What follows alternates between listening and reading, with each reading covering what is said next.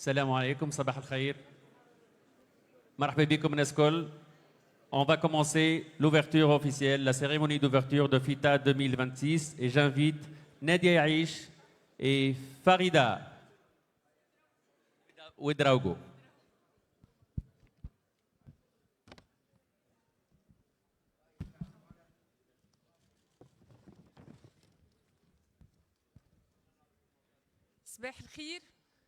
Mesdames et messieurs, bonjour. Ladies and gentlemen, good morning. Mbote, Nzele, Akwaba. mesdames et messieurs, bonjour encore une fois.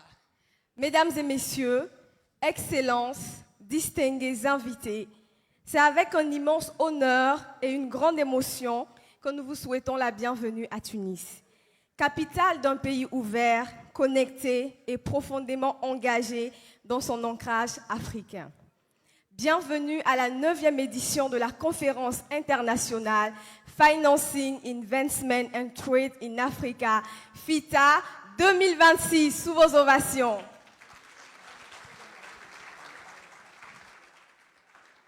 Nous vous accueillons aujourd'hui sur cette terre de dialogue, carrefour entre la Méditerranée et l'Afrique. Une Tunisie tournée vers l'avenir, porte d'entrée naturelle vers un continent en pleine transformation. Avant d'honorer nos invités et notre pays hôte, je vous invite, mesdames et messieurs, à vous lever pour écouter l'hymne national tunisien. Merci.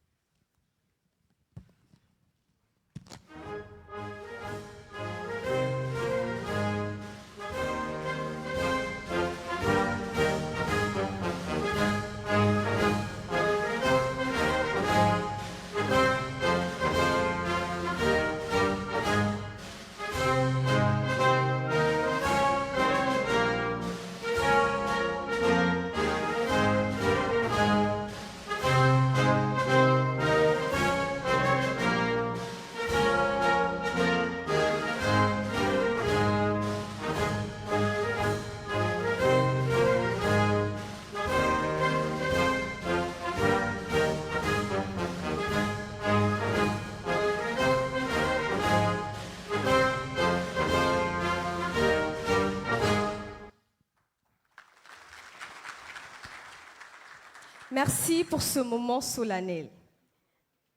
Mesdames et messieurs, cette édition de FITA revêt une dimension toute particulière. Elle marque 11 années d'engagement du Tunisia Africa Business Council, 11 années d'audace, 11 années à bâtir des ponts là où il n'y avait que des distances. Née d'une conviction forte, celle que la Tunisie doit jouer un rôle central dans la dynamique africaine. Le TABC aujourd'hui s'est imposé comme un acteur de diplomatie économique tunisienne, mais surtout panafricaine.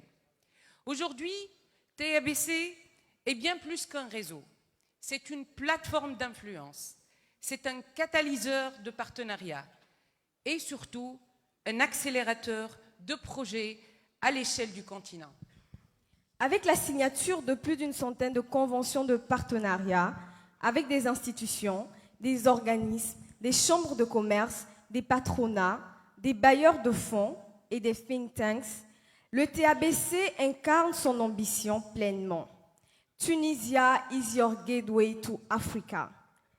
Merci à vous d'être présents. Votre présence traduit une conviction partagée. L'Afrique est le futur. Et ce futur se construit dès aujourd'hui. Mesdames et messieurs, vous êtes aujourd'hui plus de 1000 chefs d'entreprise et représentants d'institutions, venus de plus de 70 pays. Mais avant de poursuivre, nous vous invitons à découvrir la Tunisie autrement. Voyons la vidéo.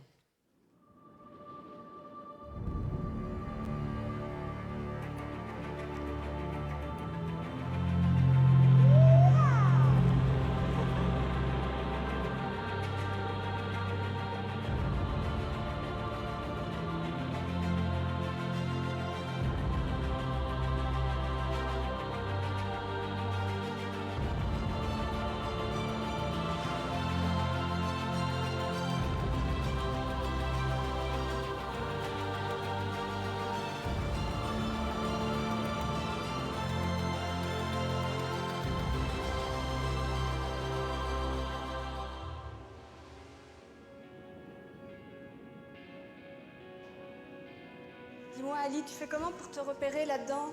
Tu te perds pas? Qui, moi? Ouais. Parce que j'ai l'habitude.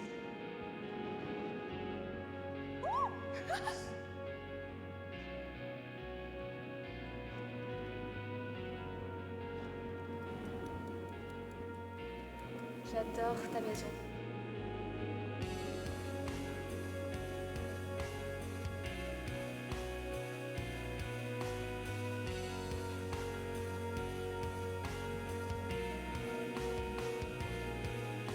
Bonjour, Aslema, ça va?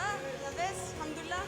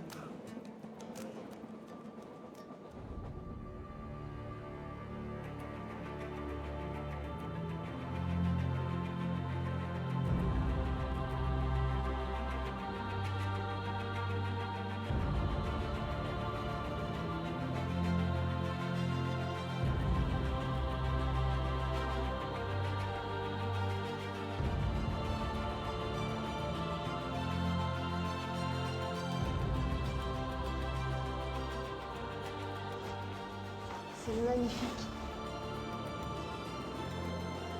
On sait plus où on est, on sait plus quand on est carrément sorti de la réalité ici.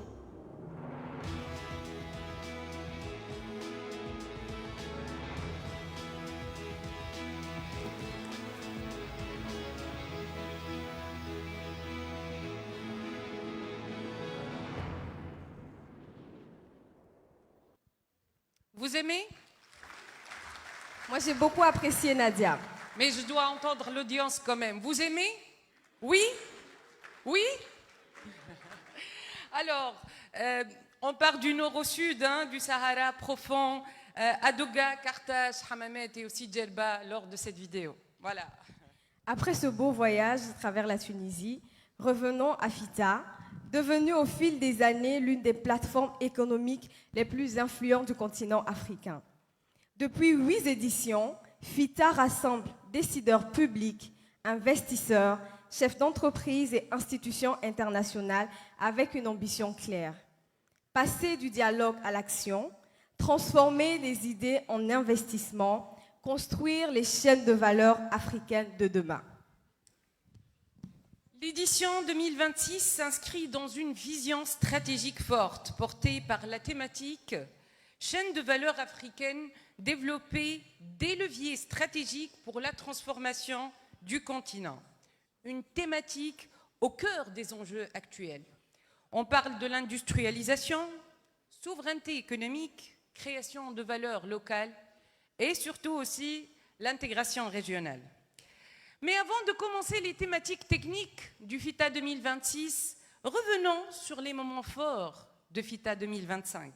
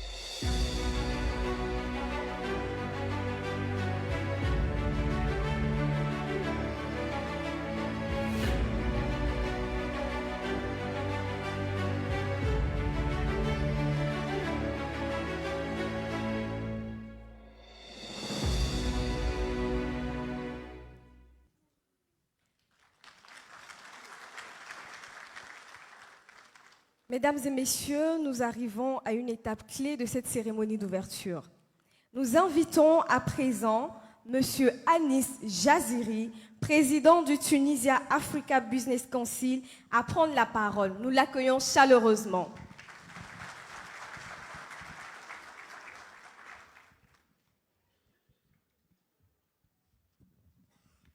Merci Nadia, merci Farida. Bahir, bonjour à toutes et à tous. Good morning, ladies and gentlemen. Mesdames et messieurs les ministres, Excellences, chers invités, c'est avec un immense honneur, une grande fierté que je vous souhaite la bienvenue en Tunisie et à l'ouverture officielle de la conférence internationale FITA 2026. D'année en année, FITA s'impose progressivement sur le continent africain et sur la scène internationale comme un rendez-vous incontournable dédié aux échanges sur l'avenir, l'économie, l'investissement, le commerce et le financement. Cette édition se tient dans un contexte géopolitique et économique mondial particulièrement complexe, marqué par un ordre international fragilisé, un droit international souvent mis à l'épreuve et les règles du commerce mondial de plus en plus en cause. Malgré la baisse de l'aide internationale, malgré la hausse des coûts énergétiques et malgré les désordres géopolitiques, l'Afrique ne s'effondre pas. Mieux encore, elle se transforme. Le continent apparaît de moins en moins comme un espace à secourir et de plus en plus comme un espace où investir. Les coupes dans l'aide, le durcissement des politiques commerciales internationales, le ralentissement des crédits ou encore les chocs énergétiques auraient pu fragiliser durablement ces économies africaines. Or, il n'en est rien. Plusieurs économies africaines continuent d'afficher des taux de croissance soutenus. Le Fonds monétaire international, lors du Spring Meeting courant avril, projette une croissance moyenne de 4,3% pour l'année 2026, sachant en 2025 on était à 4,5%. Donc l'impact n'est pas très fort. Ce chiffre traduit une réalité essentielle. La dynamique africaine ne dépend plus exclusivement des perfusions extérieures. Aujourd'hui, l'Afrique attire des capitaux pour des raisons structurelles et durables. Les investissements directs étrangers progressent, l'intérêt pour les obligations souveraines se renforce et les marchés financiers africains gagnent en maturité. Nous assistons à un changement qualitatif profond.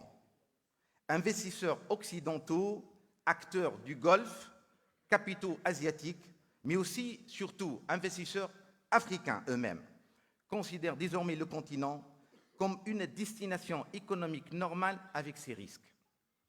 Certes, mais surtout avec ses opportunités et ses rendements. Mais plus encore, la transformation devient endogène. Ce ne sont plus uniquement des flux extérieurs qui façonnent la croissance du continent. Ce sont désormais les entreprises africaines, l'épargne locale, les fonds de pension, les banques panafricaines, les groupes régionaux et les entrepreneurs du continent qui prennent au fur et à mesure le relais. Autrement dit, l'Afrique ne grandit plus uniquement par injection, elle commence à croître par capitalisation interne. Mesdames, Messieurs, nous vivons un tournant historique, un basculement géopolitique et économique majeur est en cours, et l'Afrique est appelée à jouer pleinement son rôle. Nous assistons à une mutation profonde du commerce international, des chaînes logistiques et des chaînes de valeur.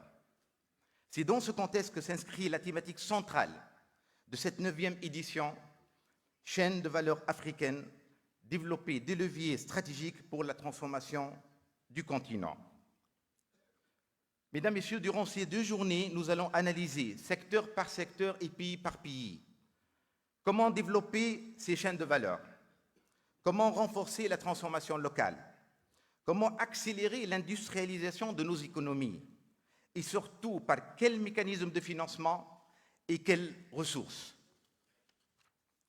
Notre programme reflète cette ambition avec plus que de 30 sessions. D'ailleurs, c'est un record. Nous débuterons avec un panel, le premier panel juste après l'ouverture officielle, qui sera consacré aux infrastructures socles indispensables de toute transformation économique. Et c'est pour ça aujourd'hui on reçoit Monsieur le ministre de l'Équipement et de l'Habitat pour l'ouverture officielle, qui aussi aujourd'hui même et devient le ministre de l'Industrie, de l'Énergie et des Mines par intérim. Donc on a toute la chaîne de valeur tunisienne avec nous. Alors nous enchaînerons avec un panel de l'industrialisation cet après-midi, puis sur le nerf de la guerre, bien sûr, le mécanisme de financement, et demain, un panel très important sur le corridor énergétique, car sans énergie, aucune transformation n'est possible sur le continent. Et enfin, un panel sur le développement du commerce intra-africain. Je ne peux pas dérouler les 35 sessions, chacune aussi importante que l'autre. Je vous laisse le soin de consulter le programme complet en ligne ou bien sur le catalogue. Mesdames, Messieurs, comme chaque année, FITA met à l'honneur 2 pays partenaires stratégiques. Pour cette édition, la République de Guinée, invitée d'honneur du continent.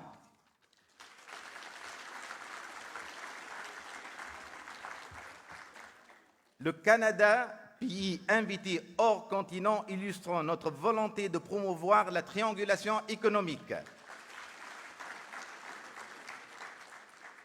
Alors, vous aurez l'occasion de découvrir leur potentiel à travers des side events dédiés. Le premier, la triangulation Canada-Tunisie-Afrique, juste après l'ouverture, en face.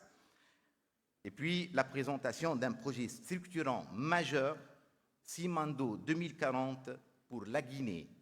Je vous invite d'ailleurs à découvrir ce projet. Un peuple, un leader, une vision pour le programme de développement socio-économique durable, responsable, Simandou 2040. Un pont vers la prospérité.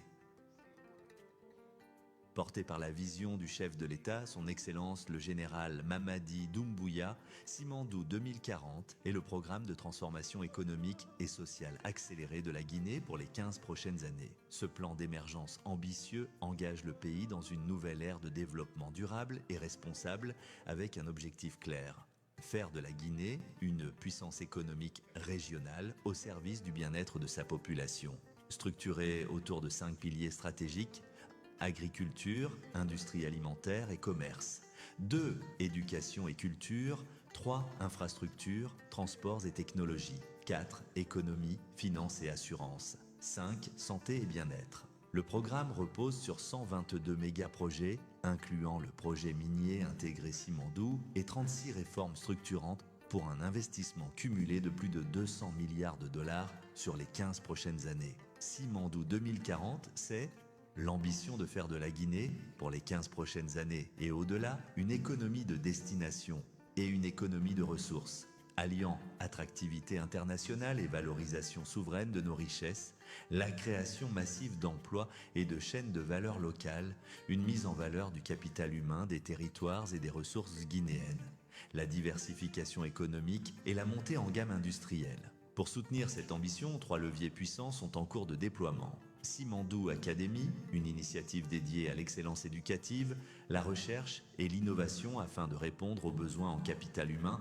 tels que le Prytanée militaire de Guinée, la notation souveraine qui ouvrira l'accès au marché de capitaux internationaux, la création d'un fonds souverain moteur d'investissement stratégique et de souveraineté économique. Simandou 2040, c'est bien plus qu'un programme. C'est un pari audacieux sur l'avenir, un pont vers la prospérité. La Guinée y joue son destin et le monde y trouvera un nouveau partenaire stratégique au cœur de l'Afrique de l'Ouest. Rejoignez la dynamique de transformation. Investissez dans la Guinée de demain. Participez à un programme de référence en Afrique de l'Ouest.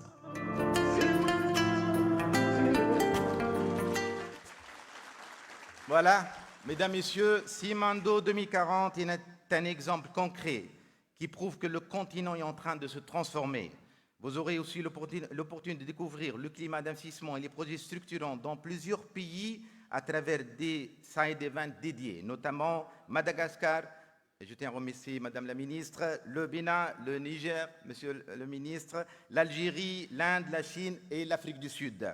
Un focus particulier sera également consacré à la République démocratique du Congo avec un side event structuré en 2 temps. Une présentation du climat des affaires par l'ANAPI et la mise en lumière d'un projet d'envergure continentale Kiamona, incluant l'extension de la ville de Kinshasa sur plus de 43 000 hectares. Je vous invite de découvrir Kiamona.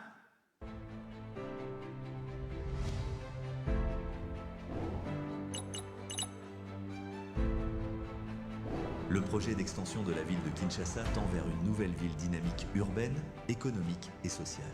Il est un projet structurant pour l'avenir de la capitale de la République démocratique du Congo. Capitale de Kinshasa est située au cœur de l'Afrique avec une superficie de 996 500 hectares. La commune de Maluku fait partie de 24 communes de la ville-province de Kinshasa et représente 79% de superficie de la ville. L'extension de la ville projetée représente 4% de cette superficie.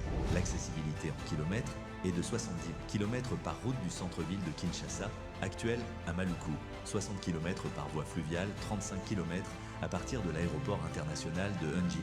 La répartition par zone d'activité se présente de la manière suivante. Cité industrielle 1, 7500 hectares. Cité industrielle 2, 1969 hectares. Zone agricole, 8660 hectares. Aménagement urbain, 19 511 hectares. Base logistique, 1000 hectares. Pont-route rail, 100 hectares. Espace et marina, 1000 hectares. Trame verte, 2900 hectares.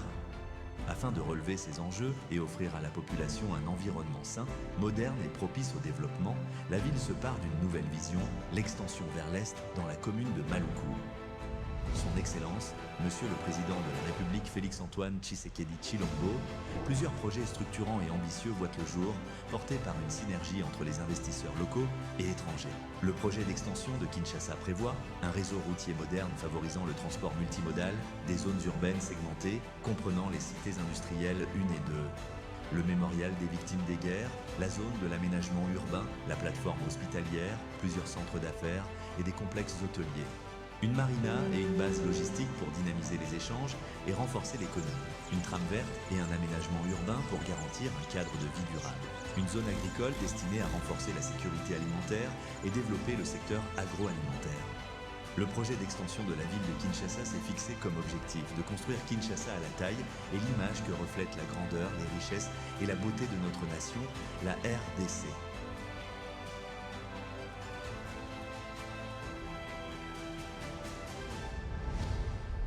Voilà, un vrai projet structurant pour la RDC et le continent.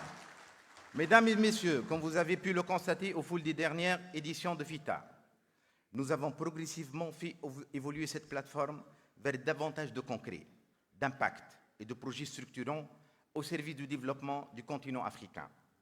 Dans cette dynamique, nous contentons plus de débattre ou d'identifier des opportunités. Nous structurons désormais des projets, nous construisons des partenariats et nous passons à l'action. C'est dans cet esprit que TABC a lancé en 2025 une initiative majeure, la création de TUCA, Tunisian Consortium for African Development.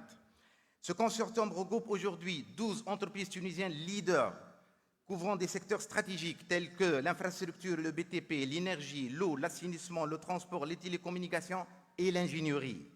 Son ambition est claire, concevoir, structurer et réaliser des projets intégrés en Afrique depuis les études jusqu'à la livraison clé en main, selon des modèles éprouvés de type EPC, Engineering, Procurement and Construction, avec un accompagnement renforcé en matière de financement.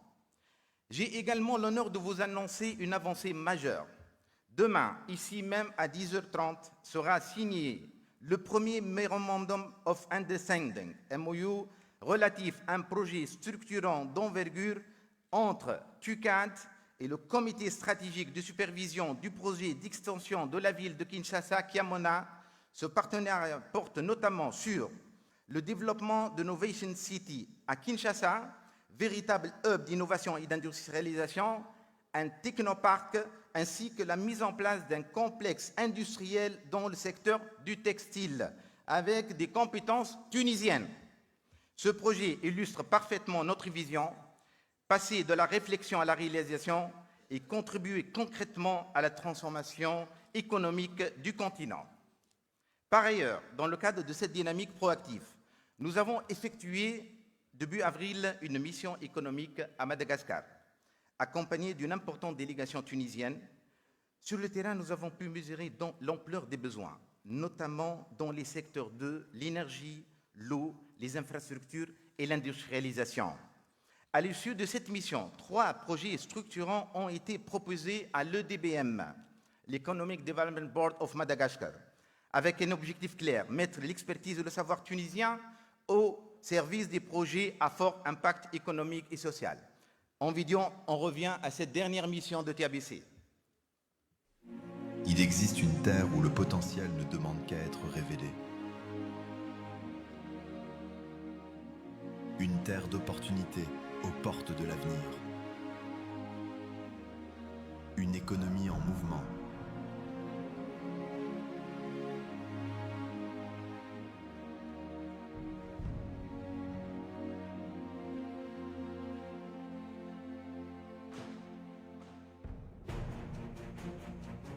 Une jeunesse africaine dynamique. Des secteurs stratégiques en pleine croissance, l'agro-industrie, les énergies vertes, le numérique, l'intelligence artificielle et une expertise venue de Tunisie prête à se conjuguer avec ce potentiel. Parce que l'avenir se construit ensemble, parce que nos forces sont complémentaires. C'est pour créer ces connexions, pour sceller ces partenariats que nous lançons cette mission économique inédite dans l'histoire de nos deux nations. Écrivez avec nous le prochain chapitre de la croissance africaine. Madagascar, terre d'opportunités. L'avenir se construit ensemble. Mesdames et messieurs, FITA n'est pas seulement une conférence, c'est une plateforme d'action et de partenariat et de transformation. C'est ici que se rencontrent les décideurs, les investisseurs, les institutions financières et les porteurs de projets. C'est ici que se construit l'Afrique économique de demain. Je vous souhaite à toutes et à tous une excellente conférence, des échanges fructueux et surtout des partenariats concrets et durables. Et je vous remercie.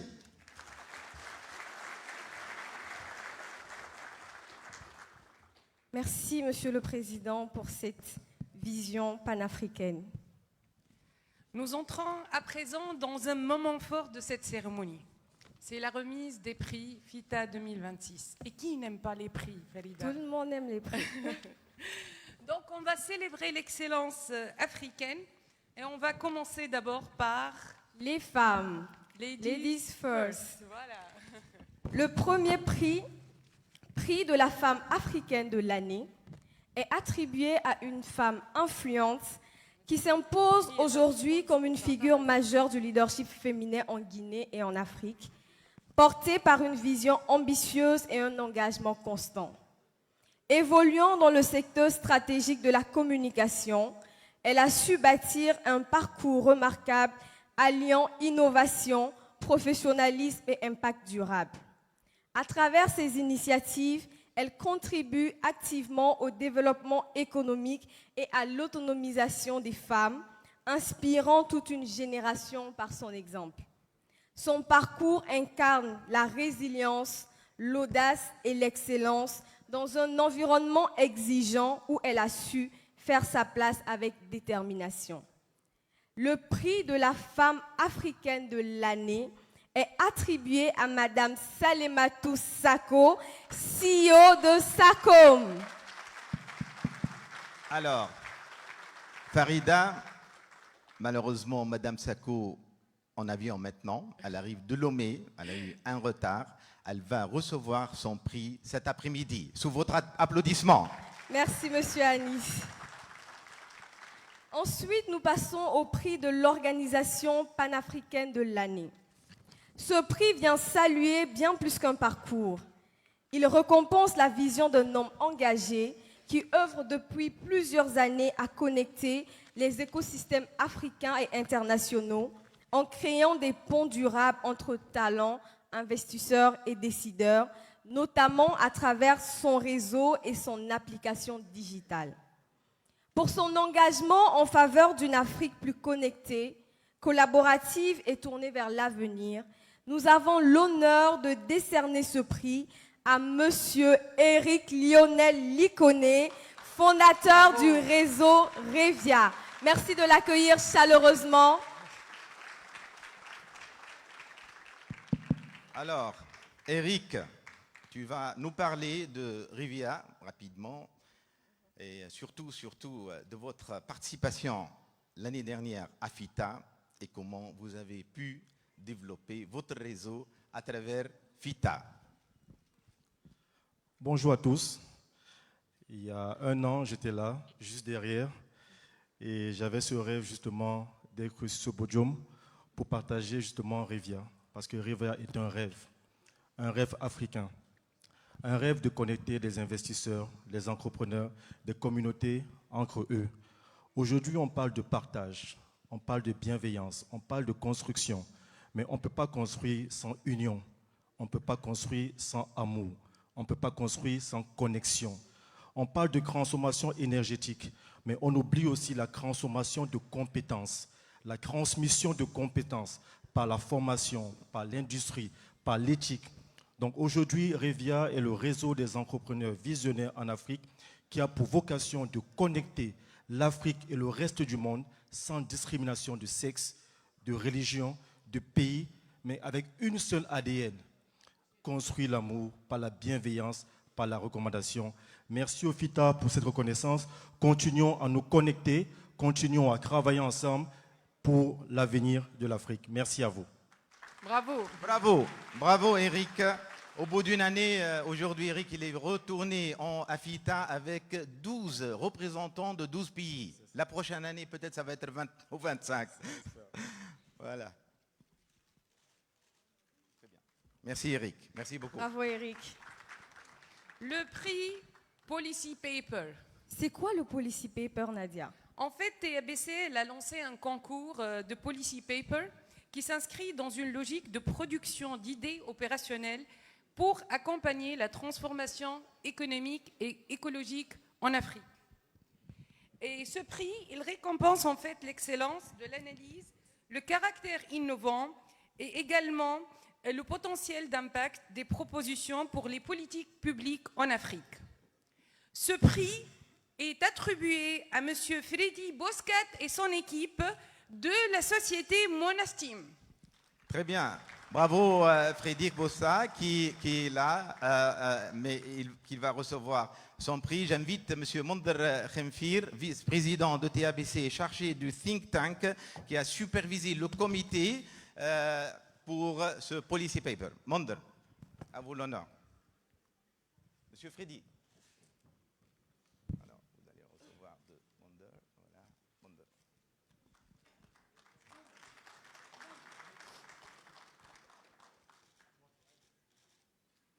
Très très bien. Un petit mot sur le policy paper.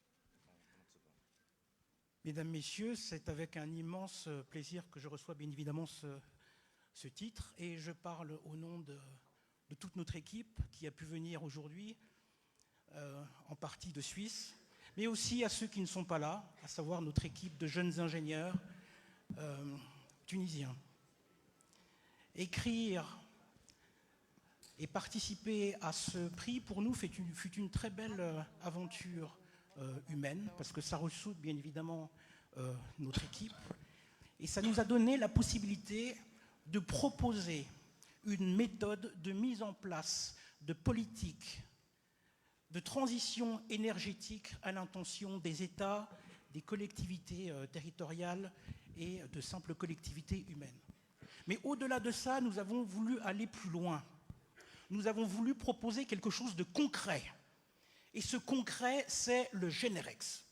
Le Générex est une nouvelle technologie, mesdames, messieurs, qui se greffe sur les moteurs diesel, thermique, essence, par exemple de groupes électrogènes, par exemple de machines, par exemple d'engins de chantier, que sais-je, et qui a la possibilité, la capacité de réduire la consommation de carburant du moteur sur lequel il est installé. Donc, je suis à votre disposition pour parler de cette technologie, à vous tous, si vous êtes intéressés. Alors, je vais vous donner la parole. Demain, à 11h, ici même, on va présenter ce Policy Paper, n'est-ce pas? Exactement, et je voudrais profiter de cette occasion déjà pour remercier les nominés, et il y en a 3. Vous les verrez plus en détail demain, et il y a beaucoup de belles idées africaines pour l'Afrique, et on reviendra en détail sur l'innovation de notre ami Freddy. Absolument. Merci, merci, merci beaucoup. Merci, vraiment. Voilà la jeunesse africaine. On est généreux. Il y a encore des prix. Hein. À présent, nous passons au prix de la diaspora, leader tunisien à l'international. Attribué à une personnalité installée à Madagascar depuis 8 années, il s'est distingué par une constance exemplaire et un sens aigu du développement économique partagé. À travers Yara Invest, qu'il dirige avec une vision éclairée, il a contribué à tisser des liens solides entre les milieux d'affaires malgaches et tunisiens. Portons haut les valeurs de coopération et de progrès, surtout avec le lancement en 2025 de la Chambre de commerce Tunisie-Madagascar dont il est le président. Son parcours empreint de rigueur, d'innovation et de fidélité à ses convictions illustre la réussite d'un homme qui a su transformer les idées en opportunités et inscrire son action dans la durée. Le prix de la diaspora, leader tunisien à l'international, est attribué à Monsieur Habib Ben Romdan, président de la Chambre de commerce Tunisie-Madagascar, que nous accueillons chaleureusement. Ah, c'est Habib, marhaba bik. Un vrai success story. Un vrai success story. C'est un grand plaisir de connaître Habib, un compatriote exemplaire que j'ai rencontré l'année dernière. Et puis on a discuté, on a essayé de voir comment est-ce qu'on peut développer la coopération entre la Tunisie et Madagascar. Il a lancé la Chambre de commerce Tunisie-Madagascar. Il a tenu bon à ce que je sois à Madagascar cette année. Et j'y étais. C'était très loin, 24 heures pour y arriver. Mais je vous assure, c'est un pays extraordinaire. Habib, bravo. Bravo pour le parcours que vous avez fait au bout de 8 ans. C'est un homme... vous pouvez, pour les opérateurs économiques tunisiens qui sont intéressés par Madagascar, c'est votre homme. Voilà, il est très connecté. J'ai rencontré presque l'ensemble du gouvernement. Habib. Mesdames, Messieurs, bon, je suis un peu surpris, je n'étais pas au courant de ce prix. Merci beaucoup, CNIS. Je ne peux dire qu'un mot de nous, la jeunesse tunisienne. On essaie d'exceller soit en Tunisie, soit à l'extérieur. On essaie de faire de notre mieux pour porter le drapeau de notre pays à l'excellence, la réussite et surtout la qualité. Je suis là à Madagascar, Madame la ministre du Tourisme et de l'Artisanat, elle nous rejoint dans cette délégation. On est là pour représenter Madagascar et aussi pour représenter la Tunisie. On est ouvert, on a notre stand, n'hésitez pas à nous contacter pour toute collaboration ou partenariat avec Madagascar. Merci à vous tous. Bravo Habib. Hein. Merci, Sous vos applaudissements, s'il vous plaît, voilà. Va recevoir son prix.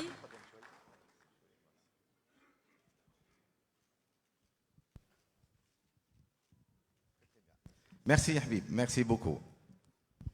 Donc on finit avec le prix de l'Agence de promotion des investissements. Donc l'Agence de promotion des investissements, cette année, qui a eu ce prix, elle a joué un rôle stratégique dans l'attraction et la facilitation des investissements dans son pays.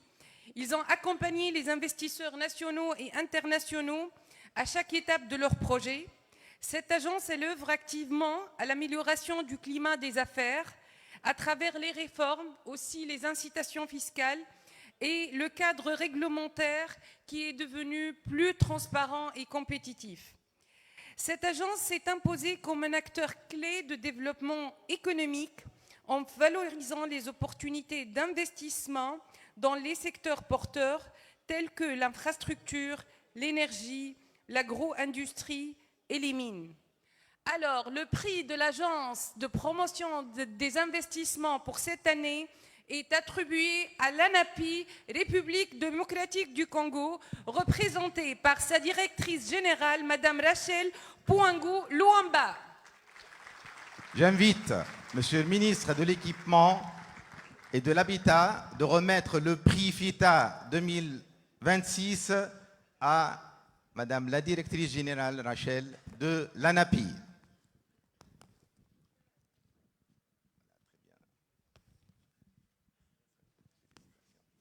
Donc, le prix, s'il vous plaît. Voilà.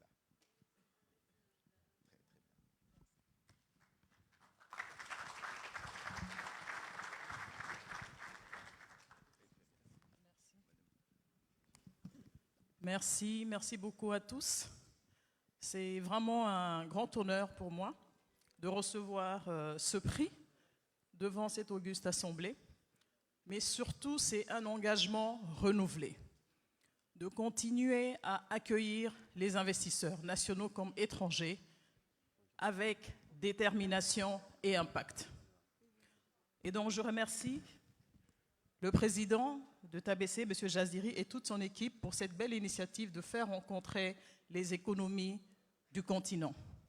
Et au-delà de ce prix qui met en évidence l'Agence nationale de promotion des investissements de la République démocratique du Congo, c'est la reconnaissance de tout un pays, la République démocratique du Congo, mais surtout de la vision forte de son président de la République, son Excellence, M. Félix Antoine Tshisekedi Tshilombo, chef de l'État, qui ambitionne de faire de la RDC un État fort, uni, prospère et solidaire, et de transformer structurellement son économie. Je n'en dirai pas plus, M. Jaziri l'a annoncé, nous avons des panels. Mon compatriote, M. Thierry Katembwe, fera partie d'un panel qui exposera sur les avancées pour un projet structurant. Je serai dans un panel également cet après-midi et demain, nous avons un side event où nous allons parler en long et en large de toutes les réformes qui ont été mises en place pour assainir l'environnement des affaires et encore présenter le projet dans ses détails. Et également, nous avons notre stand juste à la sortie de la salle. Je vous remercie. Merci, merci, merci, merci, Excellence. Monsieur le ministre, vous allez rester sur place pour le discours d'ouverture officielle de FITA 2026. À vous la parole, Monsieur le ministre.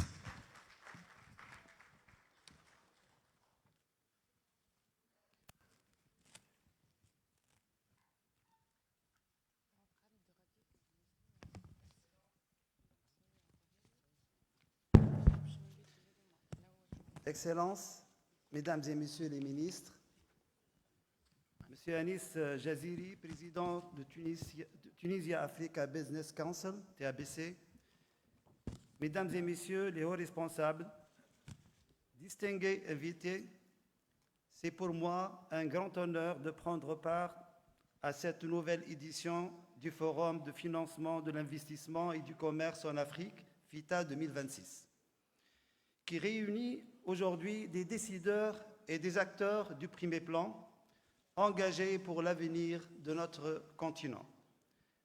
L'Afrique se trouve à un moment charnière de son développement, avec une population qui devrait atteindre près de 2,5 milliards d'habitants à l'horizon 2050. Dont plus de 60% de jeunes, notre continent est confronté à des défis structurels majeurs qui appellent des réponses ambitieuses et coordonnées. Pourtant, malgré ce potentiel de jeunes et de jeunesse très prometteur, les statistiques restent alarmantes. Près de 600 millions d'Africains n'ont pas d'accès à l'électricité, près de 400 millions n'ont pas encore l'eau potable, plus de 700 millions ne disposent pas de services d'assainissement adéquats et près de 500 millions vivent à plus de 2 km d'une route praticable en toute saison. Le déficit en infrastructures est évident, avec des besoins de financement estimés entre 130 et 170 milliards de dollars par an. À cela s'ajoutent les défis liés à la sécurité alimentaire, à l'urbanisation rapide. Nos villes devraient accueillir plus de 60% de la population d'ici 2050. Sans oublier les effets de changement climatique qui affectent directement nos économies et nos territoires. Face à ces défis, l'Afrique s'est dotée d'une vision ambitieuse à travers l'agenda 2063 de l'Union africaine. Véritable feuille de route pour une croissance inclusive, une transformation structurelle de nos économies et un développement durable à l'échelle du continent. À un très haut niveau, Son Excellence Kais Saïd, président de la République de la Tunisie, réaffirme son plein appui à cette dynamique continentale et son engagement en faveur d'un avenir africain commun, pensé à porter les Africains eux-mêmes. Cette orientation traduit une conviction forte, celle d'une Afrique maîtresse de ses choix, de ses priorités et de son destin. Mais au-delà des contraintes, nul ne peut nier le potentiel considérable que l'Afrique porte en elle, la richesse de ses ressources, le dynamisme de sa jeunesse et les avancées en matière d'intégration régionale, notamment à travers la zone de libre-échange continentale ZLECAf, ouvrant des perspectives nouvelles. Le développement de corridors économiques, le renforcement des plateformes logistiques et la structuration des chaînes de valeur africaines constituent aujourd'hui des leviers essentiels pour cette transformation. Dans ce cadre, la Tunisie s'est résolument engagée dans la mise en œuvre de projets structurants visant à renforcer sa connectivité et son intégration régionale.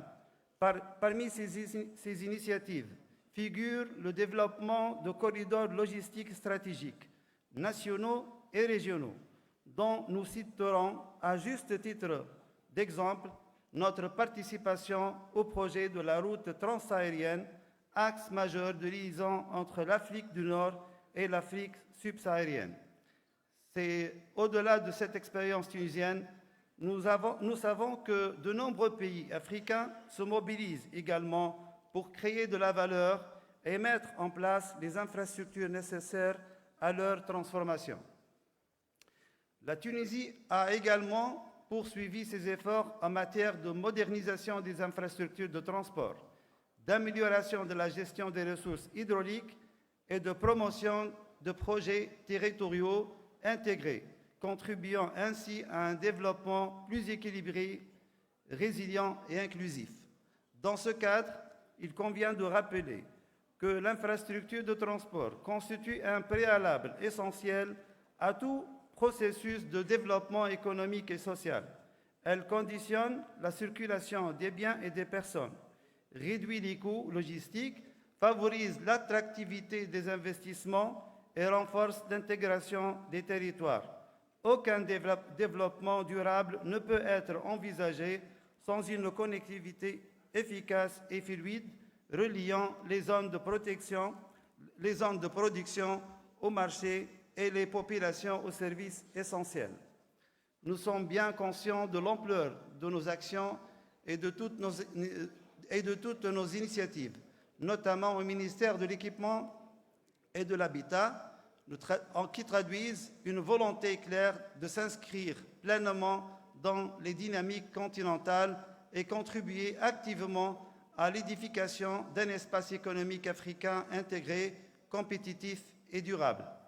Le forum qui nous réunit aujourd'hui revêt à cet égard une importance particulière.